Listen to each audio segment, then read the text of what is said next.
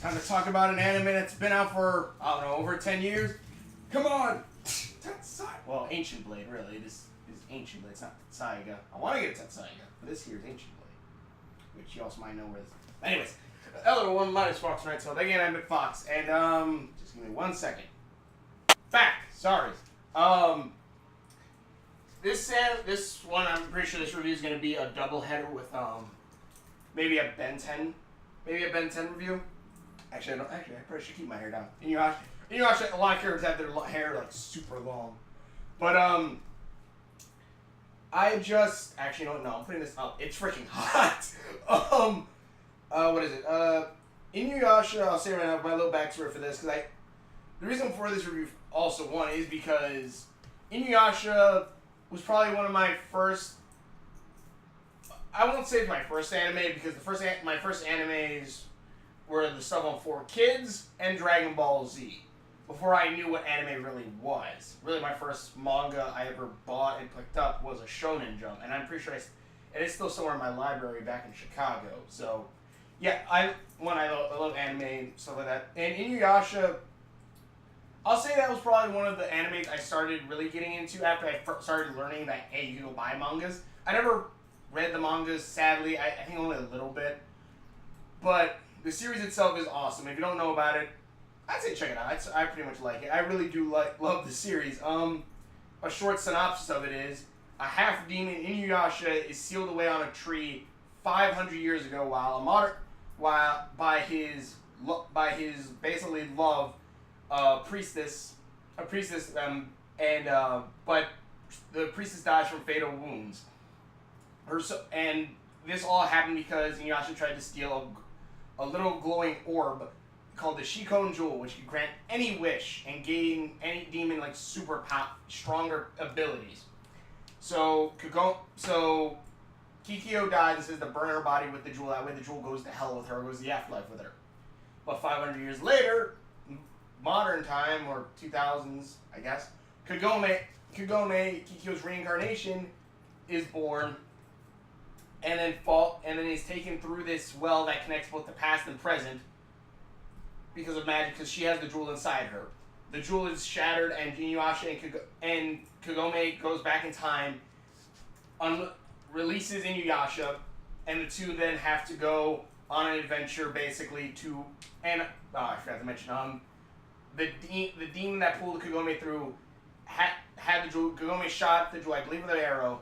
I'm sorry, it's been a while since I've seen the first episode. Shatters the jewel, and the jewel pieces scatter all throughout Japan, feudal Japan.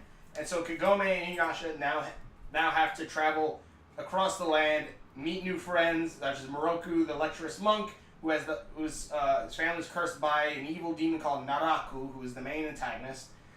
That has a wind tunnel in his hand. That I can't remember if it's supposed to take demons to hell, but it also affects him sometimes, so I don't know. That eventually will consume him and every other of his bloodline, male of his bloodline. A demon hunter named Sango, whose family was killed in a tragic incident, and as well as having to battle different monsters and creatures such as Inuyasha's half-brother Shishomaru, who's a fool demon, and also Inuyasha living up to the past, wielding his father's sword, Tetsaiga. And then you also have all these other stories. And basically them trying to defeat Naraku, who actually set this, spoilers a little bit, oh not really, but Naraku, who has a major plot in this entire thing, and reason why he's the main bad guy, along with his incarnations. And only recently, I think like maybe 2 or 3 years ago, they came out, or maybe 4 years, I'm not sure, I think it might have been 2009, so I don't know, sorry. But the final act happened, I just found that on Hulu. I'm like, alright, you know what, I want to finish this. So, I watched it, I loved it, and I kind of want to talk about it a little bit. The best way you could, and the thing is, I love this series. One, I love that they kind of went to feudal Japan, it's feudal Japan and stuff. Though I will say, Kagome, like, she always wears is it grade school? I don't know Japan's, I guess, wear for school wear, whatever. Ah, crap. But, like, Kagome always wears, like, what is it, the Senketsu, because I'm thinking of Kill la Kill. Senketsu get up the sailor uniform. Is that how young is that? Because then she's leaving middle school, and I'm just like, okay, wait, how old is she? Because from again anime standards, she could range from 50 to 10 years old. I honestly thought she was like maybe, I don't know, 18. I think she's 18 by the end of the series. But I don't know, maybe that's just localization from the English localization, maybe. I don't know. But, I'm not sure how old she is, but she always wears that uniform. I'm like, really? You can't really find anything else to wear other than that? Really? But, anyways, that's anime. But this show, I will say, is probably... I'll say this is probably one of the best MMO shows ever. Or one of the best video game animes ever. And I mean that in a sense, one, I know it's not video game or MMO style, but the way this show plays out, one is so video game-like, to the point to where, you know, every so often Inuyasha gets an upgrade for his sword. Whether it be him learning how to use the Wind Scar, or him learning Adamant Barrage, which is a stronger attack. Or you have the Red Tetsaiga that destroys barriers. Like, it only has that one job to destroy barriers. Or the Backlash Wave, which is like the counter move of a video game. Or in the end, what is it? Not the Adamant Barrage. The Black Tetsaiga. I can't remember the fudge the name is it, but the Black Tetsaiga. Things like that. And even like Inuyasha, like, he wears the robe with a fire rat given to him by his father and stuff. It's just so it's just so video game like, and even each character slowly gains those new abilities. And I say it's different from something like Naruto, which would probably be a best way of saying it, because like in Naruto, when they get new abilities, it's kind of like I don't know, like, I'm trying to think, like, I guess it's that they trained a lot for it.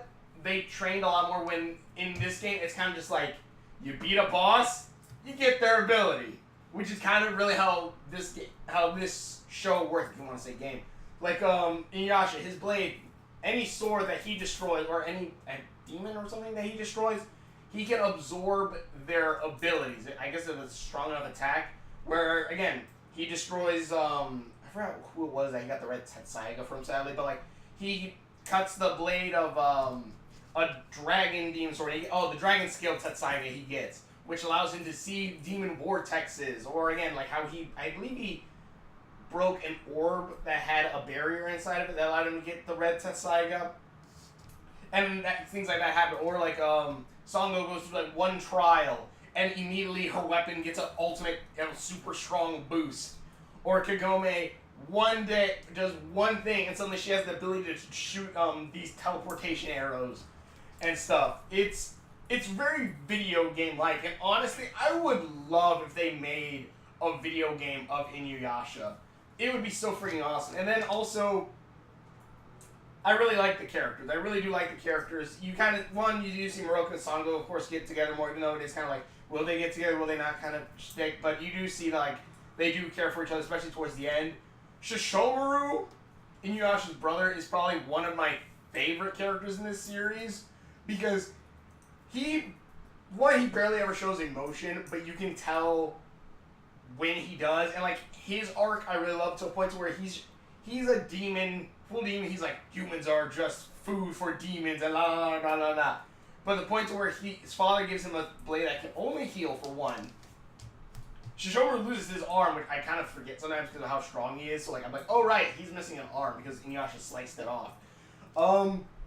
Shishomaru I love because he hates demons whatsoever, but because of this little girl Rin who puts herself basically into his service after he brings her back to life from death, because Tetsaiga, or Tenseiga is freaking awesome, and also ends with Sega.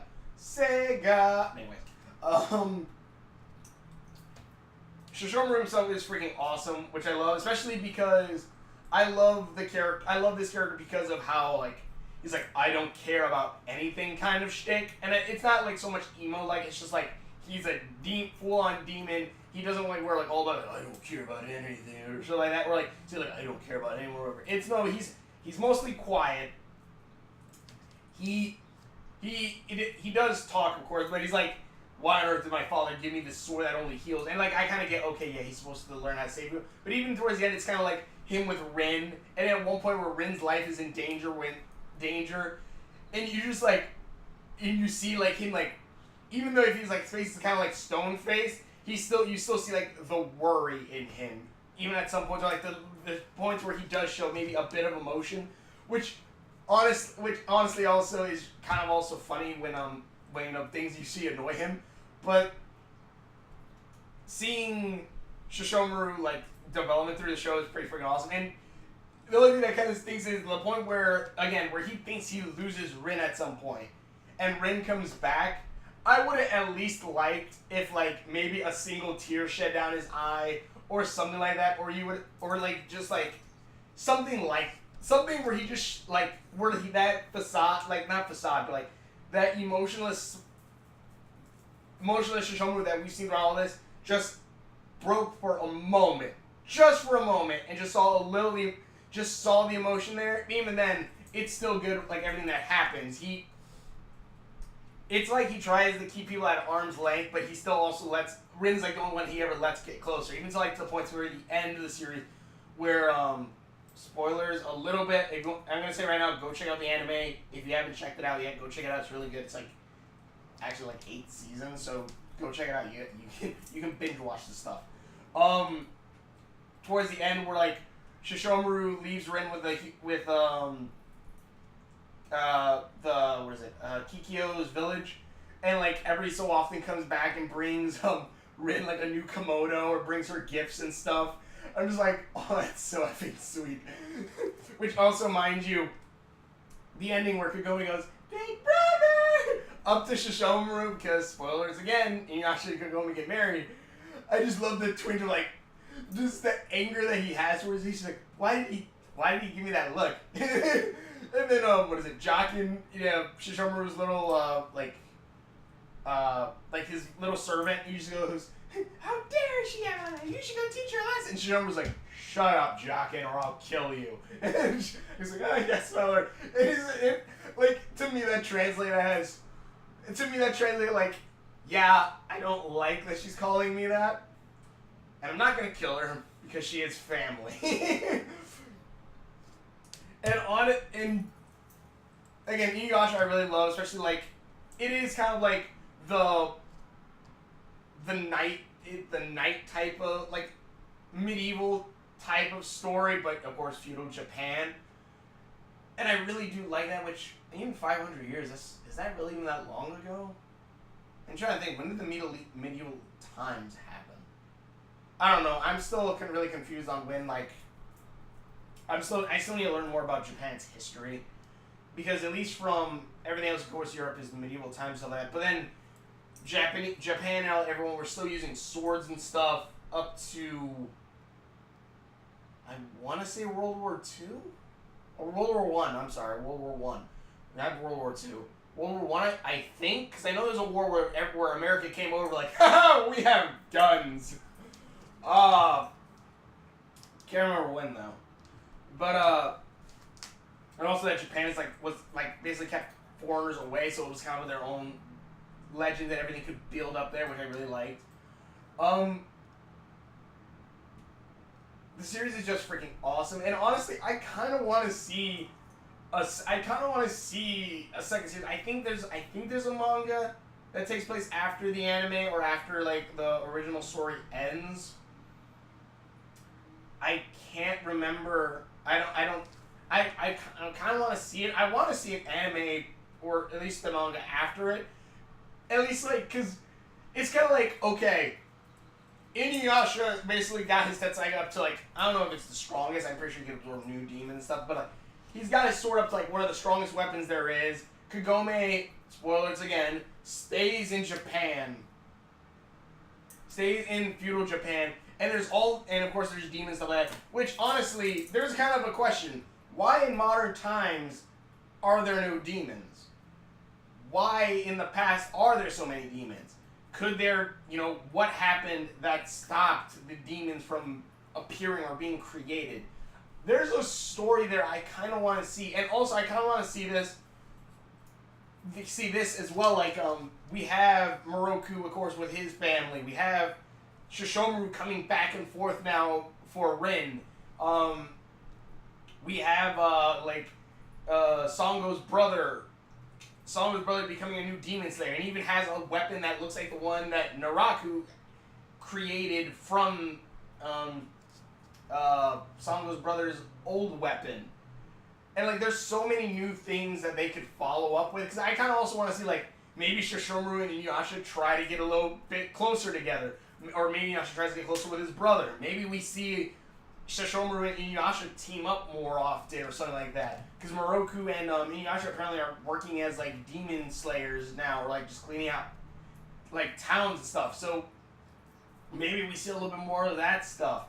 Maybe we see like more like Shippo when he is older and everything else that comes after it. Like, there's so many things that like they could still follow up on, that it would still feel like a natural progression for the story. It's not like something that like the series ended and it's just good to leave it at that. Like, no, there's so much more you can do with it.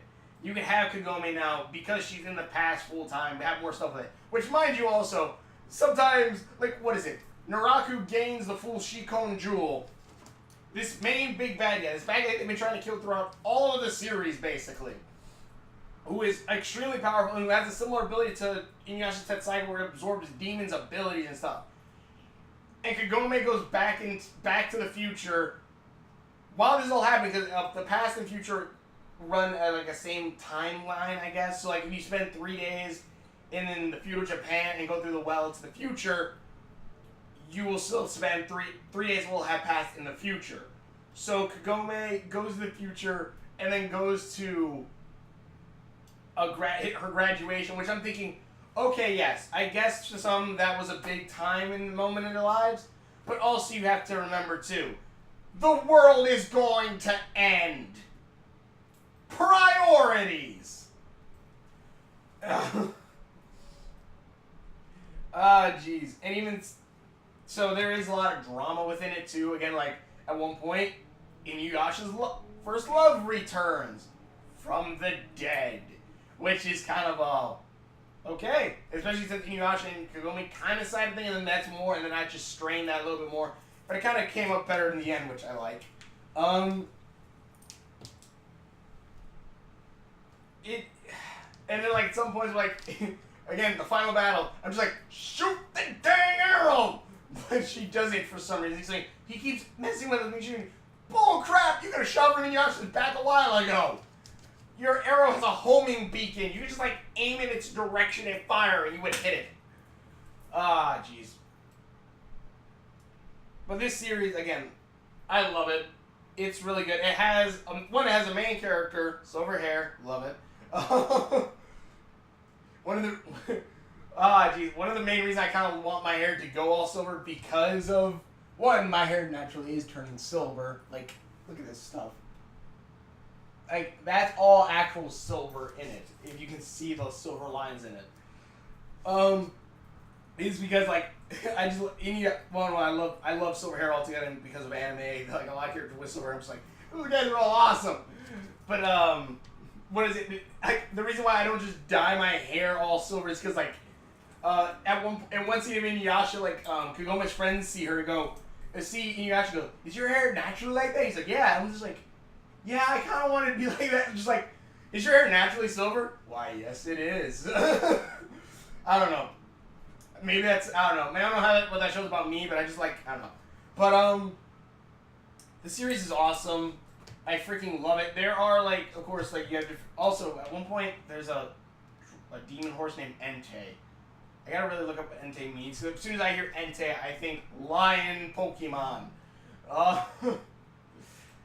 But, it is really freaking awesome. And again, like, each character feels like they're in a video, they're like their own storyline of a video game too. Like Shishomaru has Tenseiga, can't really kill anything with it, so I think he kills another guy who makes the blade, Oh no, I think he takes the bones and has a demon make it. Yeah, another demon blacksmith make it. It makes him a demon blade. Or then later on, where he gets his ultimate blade, which is like freaking awesome. And then you also see like how everything fits together. Where like Naraku's a bad guy who slowly keeps getting stronger and stronger as the series progresses, to the point where like they start nullifying some of Inuyasha's older abilities. So Inuyasha, of course, has to get stronger for that. But like towards the end, it's kind of like Naraku will keep regenerating himself unless someone has a sword that can stop that from happening. It destroys the flesh, and if they absorb that flesh back into them, will eventually kill them. So it's kind of like, oh. It's like you see how everything works. Or like there's a demon that can only be cut by Tenseiya. So Tenseiya will come out for that specific demon. And it feels very video game-like. Maybe like early 2000-ish video game-like, where it's kind of, or something like that, where it's like, you can't beat this guy just yet because there's that symbol on him, and you don't have the ability to hurt that symbol just yet. I guess I kind of want to say Okami, but maybe a better one would Okami and Zelda have similar qualities. So I'm gonna say maybe, and I haven't played Ocarina of Time, this is only from what I heard, but like it's like you see the little ring for the hook shot, or wherever you have to shoot with a hook shot, but in the beginning of the game you're just like, well, what is that for? But then later on when you get the hook shot and you learn, okay, these little ring things, you're supposed to shoot them with this, and you'll get something like, oh, so I remember that now, so that's where I have to go. Something like that. So, again, something like that. That's how this show feels. And honestly, it feels kind of odd. And then again, like they have like the little side quests, or which I should really rewatch the first series to see if there's any filler or anything like that in it. Because there are some things like not fillerish. Well, kind of fillerish, I guess. Where like, of course, it's like, okay, they go to a town, they fight some demons. But I'll say that's different from, let's say, the D. Gray Man series. Which I'll say right now. D. Gray Man, the manga, awesome. D. Gray Man, the anime, sucks. Because at least as far as I got into the anime, because I got about until the Noah that's not in the mangas, and then like the Noah that's not in the mangas, and then like every other episode is just, we go to a town. There's Akumas, the big circle with bombs. They're there. We kill them. Go to another town. Do the exact same thing, rinse and repeat for the next 20 episodes. And I'm pretty sure I'm not even kidding on that point. I'm pretty sure there's like 20 episodes where it's just rinse and repeat for that. But unlike this one, at least in this one, it's like each town they go to is a different demon. Each town has something new to it. Each town has a different, demon type or different legend that's around it, that surrounds it, that affects them and stuff like that. So that at least works better than just bad guy, come kill. Bad guy, come kill. It's bad guy, kill, yes, but bad guy looks, what the fudge is wrong with you? That at least feels a lot better for that. And like even like the emotional bits I really do love.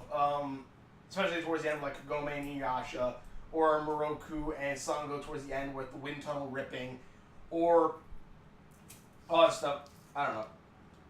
The series is awesome, I'm going to say right now. Go check it out. Go check out Inuyasha, the first series, and then final act, which will be the ending. But it's really good. I really do like it. But either way, let's cut back real quick.